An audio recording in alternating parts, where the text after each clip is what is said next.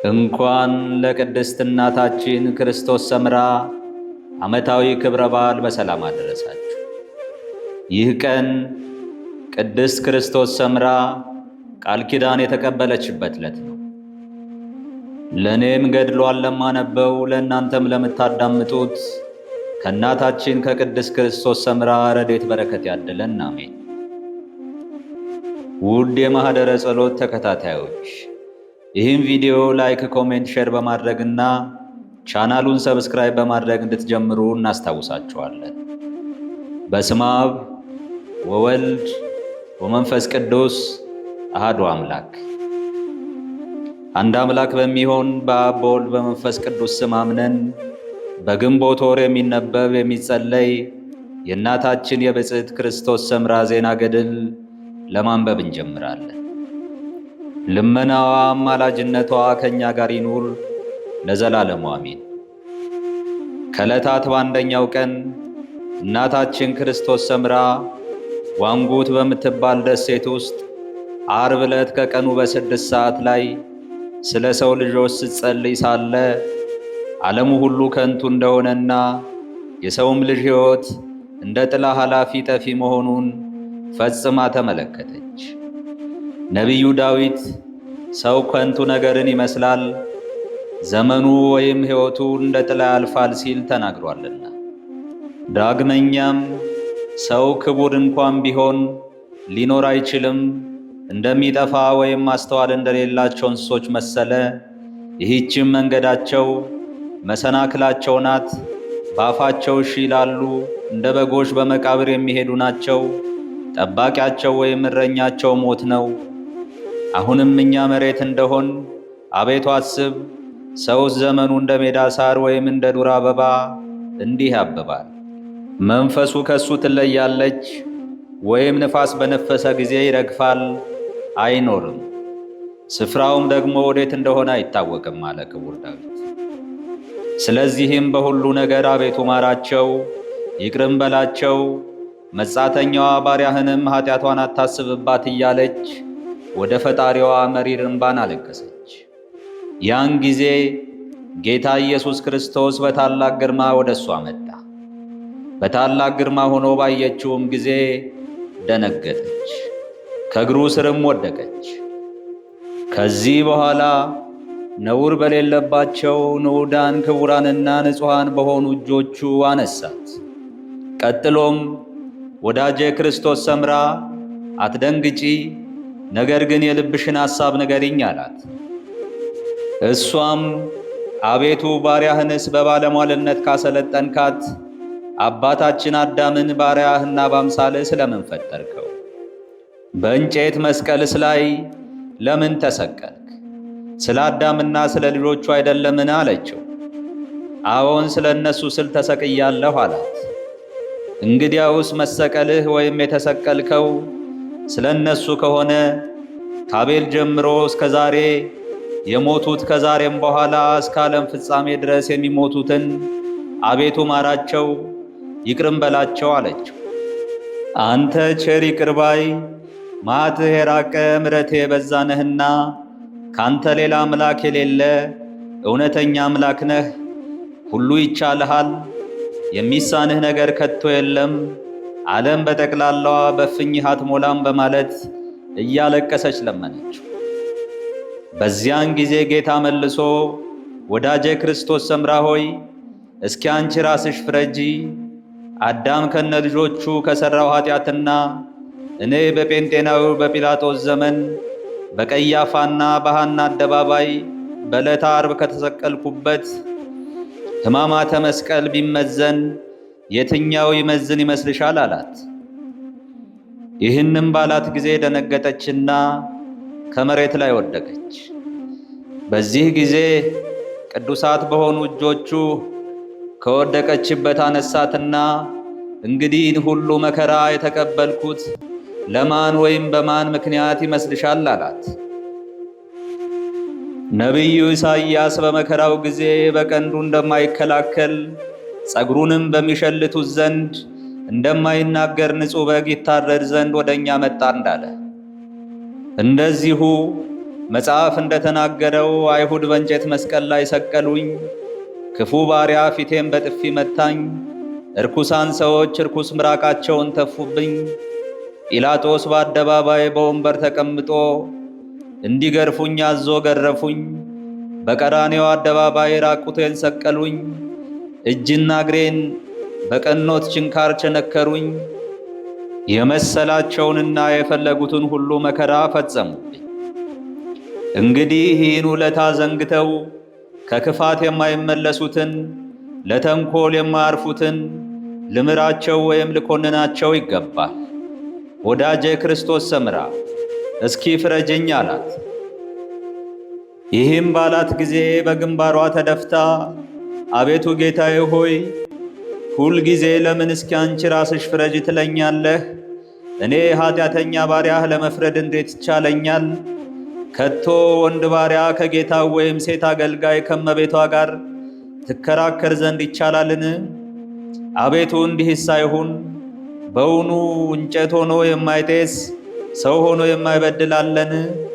ነገር ግን ማራቸው፣ ይቅር በላቸው እንጂ አትመራመራቸው በማለት አጥብቃ ለመነችው። ጌታም ወዳጄ ክርስቶስ ሰምራ ሆይ እስኪ የልብሽን ሐሳብ ወይም ፍላጎትሽን ንገሪኝ አላት። በዚህን ጊዜ አቤቱ ፈጣሬ ፍቃድህስ ቢሆን የአዳም ልጆች ከስቃይ ከኩነኔ ይድኑ ዘንድ ዲያብሎስን ይቅር ትለው ወይም ትምረው ዘንድ ለምንሃለሁ። የኃጥእን መመለሱን እንጂ ጥፋቱን አትወድምና አለችው። የምለምንህ ወይም ማረው የምልህ ዲያብሎስን ወድጄው አይደለም፣ ነገር ግን እሱ ከተማረ በአዳም ልጆች ላይ ስቃይና ኩነኔ ሊኖር አይችልም ብዬ በመገመት ነው እንጂ የእነሱ ሥጋ ሥጋዬ እንደመሆኑ መጠን የኔም ሥጋ ሥጋህ ነውና አለችው። ይህንም ባለችው ጊዜ ጌታ ፍግግ ብሎ ክርስቶስ ሰምራ ሆይ ሌሎች ካንቺ በፊት የነበሩ ካንቺም በኋላ የሚመጡ የማያስቡትን እጅግ የሚያስደንቅ ልመና ቀረብሽ አላት። ይህንም ካለ በኋላ የመላእክት አለቃ ቅዱስ ሚካኤልን ጠርቶ ወዳጄ ክርስቶስ ሰምራ ዲያብሎስን ማርልኝ ስትል ልመና አቅርባለችና እሺ ካላት ታወጣው ዘንድ ወደ ሲኦል ይዘሃት ሂድ ብሎ አዘዘው። በዚህ ጊዜ መላእክት አለቃ ቅዱስ ሚካኤል እሺ ብሎ ሰግዶ እጅ ነስቶ ወደ ሲኦል ይዟት ሄደ። አብረው በሚጓዙበትም ጊዜ እንግዲህ ዲያብሎስ ከታረቀ ወይም ከተማረ የሰው ልጆች ሁሉ ያርፋሉ እያለች ለመላእክት አለቃ ለቅዱስ ሚካኤል ታሳስበው ነበር። ይህን አምላክነትን ሲሻ ከክብሩ የተዋረደ ዲያብሎስ ምሕረት ለማግኘት ይሻ መስሏት ነበርና ከሲኦል አፋፍ በደረሱም ጊዜ ከዚያ የተመለከተችው ስቃይ ተነግሮ የማያልቅ ነው። ሰዎች ከሰዎች ጋር እንደ ውሻ ይናከሱ ነበር። የመላእክት አለቃ ቅዱስ ሚካኤል ምሕረት የሚፈልግ ከሆነ እስኪ በይ ዲያብሎስ ብለሽ ጥሪው አላት። በዚህ ጊዜ በመላእክት ቋንቋ 3 ጊዜ ሳጥናኤል ሳጥናኤል በማለት ጠራችው። ዲያብሎስም ከዚህ በብዙ ሰራዊት ላይ ነግሼ ከምኖርበት አገር ማን ነው እሱ የሚጠራኝ እያለ በታላቅ ቃል አሰምቶ ተናገረ። ከዚህ በኋላ ለብዙ ዘመን ስፈልግሽ ወይም ሳድንሽ ቆይቼ ነበር፣ ዛሬ ግን ከምኖርበት ቤቴ ድረስ መጣሽን አላት። እሷም ጌታ ይቅርታ አድርጎልሃልና ከዚህ ከስቃይና ከመከራ ቦታ ከወገኖች ጋርና ፈጥነህ ውጣ አለችው። ይህንም ባለችው ጊዜ ልቡ እንደ እሳት ነደደ። አፈፍ ብሎ ተረማምዶ በግራ እጇን ይዞ ከሲኦል ረግረግ ውስጥ ወረወራት። በዚያን ጊዜ የመላእክት አለቃ ቅዱስ ሚካኤል የእሳት ሰይፍ ይዞ ከኋላዋ ይከተላት ነበርና ይህን ምሕረት የሌለውን እቡይ ዲያብሎስ በያዘው ሰይፍ ቢቀጣው የሲኦል ደጃፍ ተከፈተች። በዚህ ሰዓት ታላቅ ጩኸትና ውካታ ወይም መደበላለቅ ሆነ።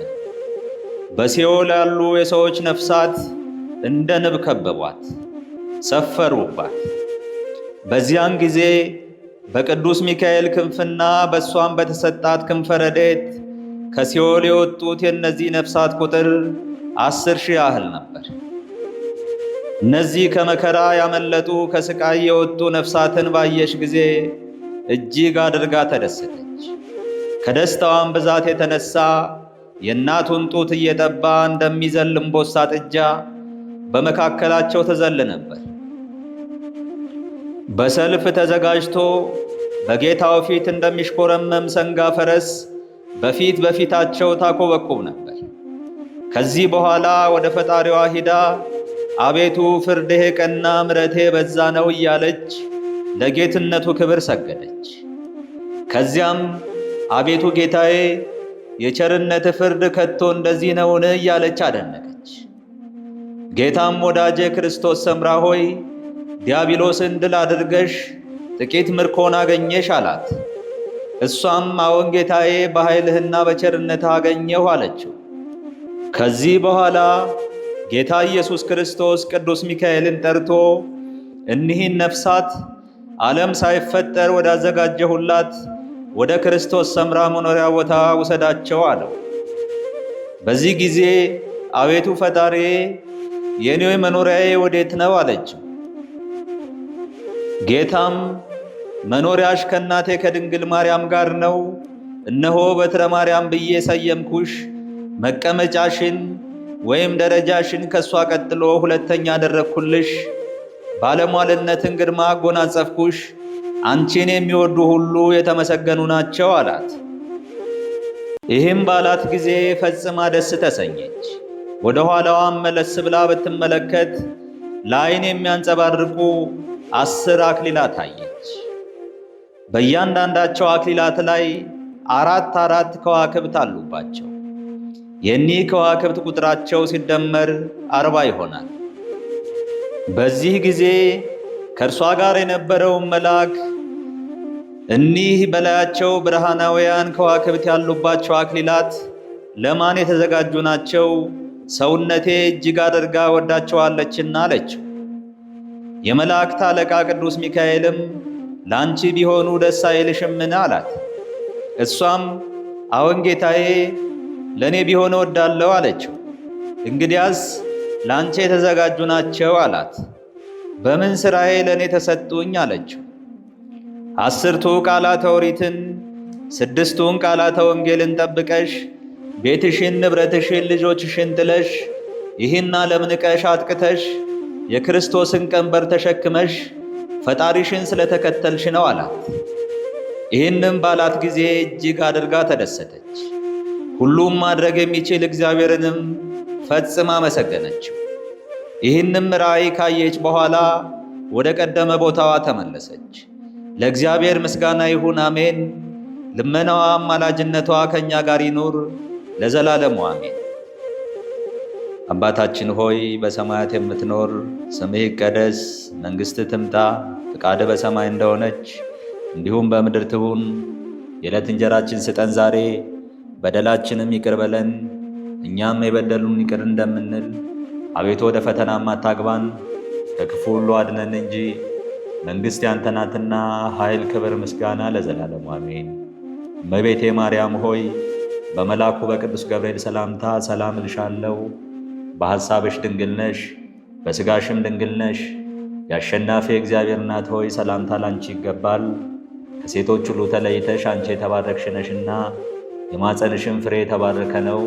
ጸጋን የተመላሽ ቅድስት ሆይ ደስ ይበልሽ፣ ልዑል እግዚአብሔር ካንቺ ጋር ነውና ከተወደደው ልጅሽ ከጌታችን ከመድኃኒታችን ከኢየሱስ ክርስቶስ ዘንድ ይቅርታና ምሕረትን ለምኝልን ኃጢአታችን ያስተሰርይልን ዘንድ ለዘላለሙ አሜን።